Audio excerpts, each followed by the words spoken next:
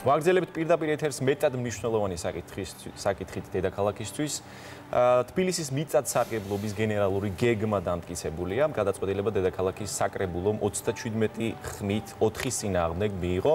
ეს გახლავთ ერთწლიანი მუშაობის შედეგად მიღებული გეგმა, რომელიც გახდა უკვე აღსრულებადი. ამ თემის ირგვლივ საუბრობთ ჩვენ სტუმართან ერთად, რეზი სოხაძესთან ერთად, თბილისის მუნიციპალიტეტის ურბანული დაგეგმარების და საქალაქო მეურნეობის კომისიის თავმჯდომარესთან დილამშვიდობისა.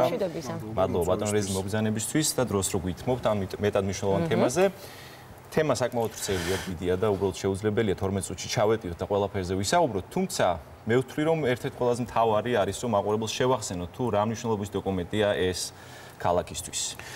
პირველ რიგში მინდა ვთქვა, რომ გენერალურ გეგმასთან ერთად ჩვენ საკრებულოში დავამტკიცეთ განაშენიანების რეგულირების წესებში ცვლილება, რაც თავის თავში ძირითადი ცვლილება რაც შევიდა, იყო ის, რომ ჩვენ ავგრძალეთ ინტენსივობის კოეფიციენტის გადაჭარბება. მე მინდა ვთქვა, რომ ეს მართლაც ისტორიული გადაწყვეტილებაა, იმიტომ რომ აწლეულების განმავლობაში ამ ქალაქში ყველა ცდილობდა, რომ ჩვენი საერთო საზოგადოებრივი ინტერესის ხარჯზე მათ შორის დეველოპერული კომპანიები, რომ რაც შეიძლება მეტი აეშენებინათ თან ყოველგვარი დასაბუთების გარეშე. მე ვფიქრობ, რომ ჩვენი ქალაქისთვის და თქვენი ტელევიზიის მახლობლად არის ერთ-ერთი თვალსაჩინო მაგალითი სპორტ სასახლის მიმდებარე ტერიტორია, რომელიც ასე ვთქვათ ქაოტური განაშენიანების ნათელი მაგალითია.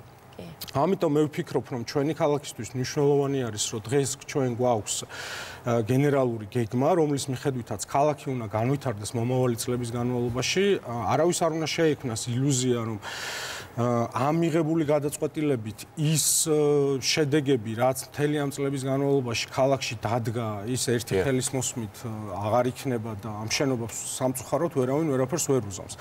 აქ საუბარია იმაზე, რომ მინიმალიზირება მოხდეს იმ მავნე ეფექტის, რაც ქალაქს მიადგა მთელი ამ წლების განმავლობაში და ხვალიდან მოხდეს ქალაქში სწორი განვითარება ურბანული თვალსაზრისით. ეს მინიმალიზება რას ნიშნავს? უფრო კონკრეტულად რო გითხრათ. მაგალითად, იგივე სპორტის აქედან შორს რო არ წავიდეთ, სპორტის სასახლის მიმდებარე ტერიტორიაზე ეხლა გამოცხადებულია შეზღუდვა, ანუ იქ არანაირი მშენებლობის ნებართვა.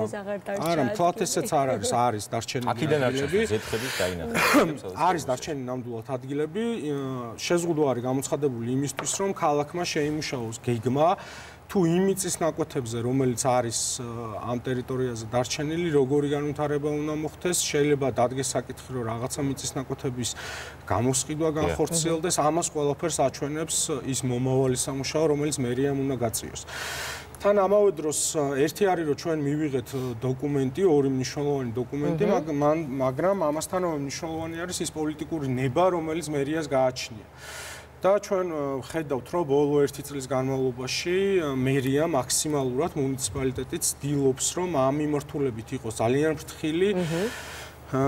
მე მაგალითებს მოვიყვან, რომ მაგალითად ვაკის პარკის მიმდებარე ტერიტორიაზე გახსოვთ, რომ განხორციელდა ჩანაცვლება, იქ გაცემული ნებართვა არსებობდა უკვე და მერიას იურიდიული თვალსაზრისით შეეძლო, რომ ვერაფერს ვერ იზამდა, უბრალოდ შედგა მოლაპარაკება ინვესტორთან. და ამ ჯგუფს მოხდა მონაცვლეობა. ასევე სხვა მრავალ ტერიტორიაზე, ისევ აქედან შორს რო არ გადავინაცვლოთ, არ ვიცი თქვენ რამდენად ხართ საქმის კურსში, აჭარის სასტუმრო აჭარის წინ ტერიტორია იყო გასხვისებული, ასევე იგეგმებოდა რაღაც პლუსები 40 სართულიანი შენობის განთავსება, რაც თავისთავად შეუძლებელია ხო რომელიმე ჩვენთაგანმა რომ წარმოვიდგინოთ რომ ამ ტერიტორიაზე 40 სართულიანი რაღაც თორსები ეს უფლება მაშინვე იყო როდესაც ფრანჩაიზით შეძენილი სასტუმროს ბრენდის უფლება იყო რომ წინ აეშენ თუ არა ეს გასხვისებული იყო აბსოლუტურად სხვა ინვესტორზე მე ხარ ერთი ინვესტორი არა შაძიებას თუ ვინ როგორ რატო გასხვისებული იყო და მერია დღეს მუშაობს იმაზე რომ განხორციელდეს ამ ტერიტორიის მონაცვლეობა. აქვე მინდა საზოგადოებას უთხრა რომ რთულია მერიას მოთხოვო დღეს ყველა ჩვენთვის შეიძლება ყველავთან ხვდებოდეთ რომ უამრავი დაგეგმილი მშენებლობა რომელზეც ნებართვაა გაცემული ისინი არ უნდა აშენდეს მაგრამ ეს არის რესურსებთან დაკავშირებული ინვესტორს ვერ ეტყვი თუ აიუნები რომ აქ რაღაცა არ უნდა აშენდეს მიუხედავად იმისა რომ მას ამის იურიდიული უფლება შეიძლება უკვე გააჩნდეს აუცილებელია ამის მონაცვლეობა ჩანაცვლება კომპენსაცია რაც თავისთავად უზარმაზარ რესურსებთან არის დაკავშირებული. ამიტომ მერიას უწევს გარკვეული ესეთი ფრთხილი კომპრომისების გზით სიარული.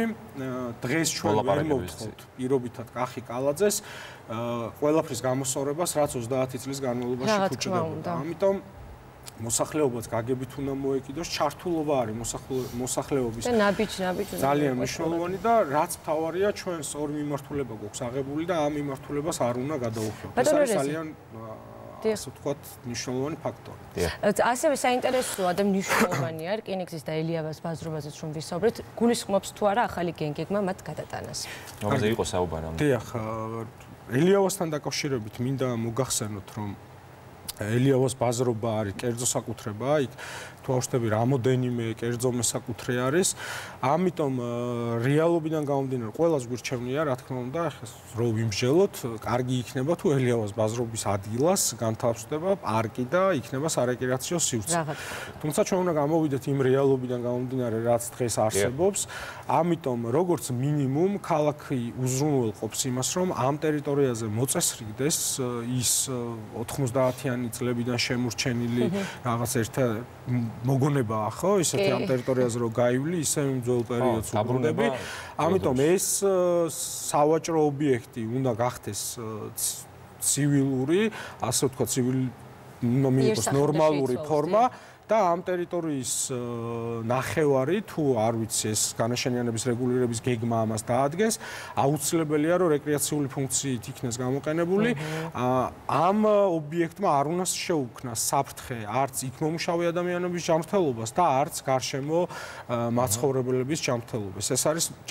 ეს არის მნიშვნელოვანი და ამაზე მერია მუშაობს. ამის შესახებ იყო კიდევაც განცხადებები გაკეთებული და იმედია რომ უახლოეს პერიოდში ეს საკითხი დაიძრება. რაც შეეხება რკინიგზას, თქვენ იცით რომ რკინიგზასთან დაკავშირებით საკმაოდ არასერიოზულად იქნა თავის დროზე მიღებული გადაწყვეტილება ყოველგვარი კვლევების გარეშე. დღეს ამ მიმართულებით მერია მუშაობს, რომ შესაბამისი კვლევებით დადგინდეს თუ რამდენად არის ის ალტერნატიული გზა მისაღები, ანუ შემოვლითი გზა, რომელიც აშენდა და სამწუხაროდ უკვე რამოდენიმე ასეული მილიონი ლარი არის ამაზე დახარჯული. თუმცა ჩემი პირადი მოსაზრებით მნიშვნელოვანია რომ რკინიგზა სამგზავრო გადაზიდვები ყოველ შემთხვევაში ჩვენ გვაქვს ის ფუფუნება რომ ქალაქის ცენტრში შემოდის, ამიტომ ევროპული ქალაქების დიდი ნაწილი ეხლა ცდილობს რომ რკინიგზა როგორმე ქალაქის ცენტრთან დააკავშიროს, ამიტომ იმ რეალობა რაც ჩვენ გვაქვს და ეს მოცემულობა ამაზე უარის თქმა არ მგონია რომ სწორი იყოს. აქვე თუ შეიძლება რეკრეაციულ სივრცეებზე, რადგანაც ელიავას ბაზრობაზე ვსაუბრობთ. რეკრეაციულ სივრცეებთან დაკავშირებით სამწუხაროდ ჩვენი ოპონენტები ძალიან სპეკულირებენ ამ საკითხებთან დაკავშირებით. მე უბრალოდ ციფრებს მოგიყვანთ. რეკრეაციული სივრცეები არსებულ რაც მოქმედებდა თბილისში დღემდე იმ გენერალურ გეგმასთან, მიწათსარგებლობის გენერალურ გეგმასთან შედარებით დაახლოებით 5 მილიონი კვადრატული მეტრით არის გავზრდილი ჯამში. მაგრამ ესეც რომ არ იყოს, ანუ ეს ერთი პლუსი, მაგრამ შიგნით რეკრეაციული სივრცეები რამოდენიმე ქვეზონას მოიცავს, რომელიც არის ნაკლებად მკაცრი ზონები გვაქვს R2 და R3 და ეს ზონები, ამ ზონების ძალიან დიდი ნაწილი გადაყვანილი არის ასევე უფრო მკაცრ ზონებში. თბილისში ჩვენ აგერ თქვენს ეკრანზე მე მგონი მაყურებელი ხედავს, გაჩნდა სატყეო ზონა, რომელიც ფაქტიურად არ არსებობდა წინა გეგმით. ეს ნიშნავს, რომ ამ თვალსაზრისით კიდევ უფრო მეტი დაცულობა არის. ეს არის გეგმა, რომ ჩვენ მართლაც ამ ტერიტორიებზე, რომელიც სატყეო ტერიტორიებად არის მოშენებული და დღეს არ არსებობს იქ რეალურად ტყე, ქალაქმა და მუნიციპალიტეტმა იზრუნოს იმისთვის, რომ აქ აუცილებლად გაშენდეს ტყის მასივები, რაც მნიშვნელოვანია ჩვენ ქალაქში ეკოლოგიური მდგომარეობის გამოსასწორებლად. ასევე ვიცით, რომ მუნიციპალიტეტმა დაიწყო და ეს გეგმაშიც იყო გაწერილი საქალაქო მნიშვნელობის პარკების მშენებლობა. ეს არის დიღმის ჭალებში და ზღვის უბანში, რაც ვფიქრობ, რომ რაც დამოუკიდებელი საქართველოს ისტორიაში მსგავსი მასშტაბის საქალაქო პარკების მშენებლობა არ განხორციელებულა და მნიშვნელოვანია ჩვენთვის და ჩვენი შვილებისთვის. აქ არის რამოდენიმე 10 ჰექტარზე ლაპარაკი. და მიდგომები ოცნებაა მოკლედ თითოეული მოქალაქისთვის. კი, რა ნამდვილად და ის მიდგომები, რაც მერიას გააჩნია და თქვენ თუ დააკვირდებით თუნდაც გამწვანების საკითხს, როგორ უდგება მუნიციპალიტეტი და როგორ ხდება ეხლა მწვანე ნარგავების განთავსება ქალაქში, ხო, აბსოლუტურად სხვა ხარისხია, აბსოლუტურად სხვა მიდგომაა.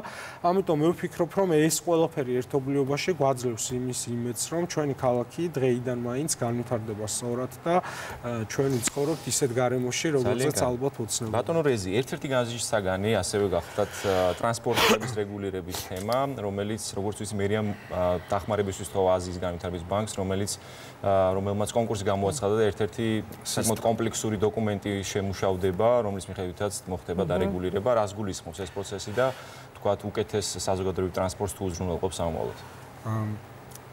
დღეს მიმდინარეობს კვლევები ამ მიმართულებით, თუ სატრანსპორტო პრობლემები ქალაქში როგორ უნდა გადაიჭრას და კომპანია სისტრა ახორციელებს ამ კვლევებს.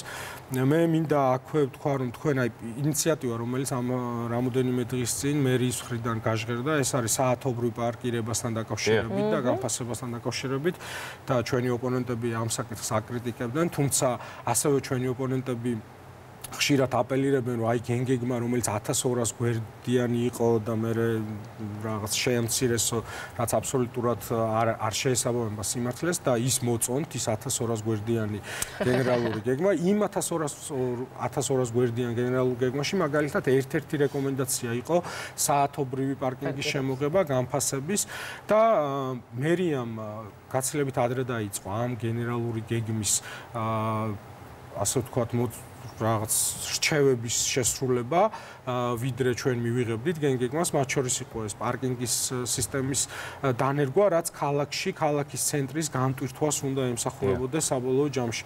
ტრანსპორტის მიმართულებით იცით, რომ საზოგადოებრივი ტრანსპორტი მერიისთვის არის ერთ-ერთი მნიშვნელოვანი პრიორიტეტი და მუდმივად მიმდინარეობს ამ საკითხებზე მუშაობა. უახლოეს პერიოდში ქალაქის მოსახლეობა თავად იგრძნობს ამ მიმართულებით წინ გადადგმული ნაბიჯების შედეგებს. ძალიან დიდი მადლობა. მადლობა პარკირებაზე ორი სიტყვა მინდა თქვა, ჩემი პოზიცია როგორც მოქალაქის პარკირება საათობრივი მე ვემხრობი, გამომდინარე იქიდან რომ ჩემს სახლთან უბრალოდ მანქანის გაჩერება ძალიან მიჭირს და ის პრიორიტეტი, რომელიც მე მექნება ჩემს საცხოვრებელ სახლთან გასაჩერებელი პარკირების მხრივ, ეს ნამდვილად საჭიროა და ეს არის საერთაშორისო პრაქტიკათან.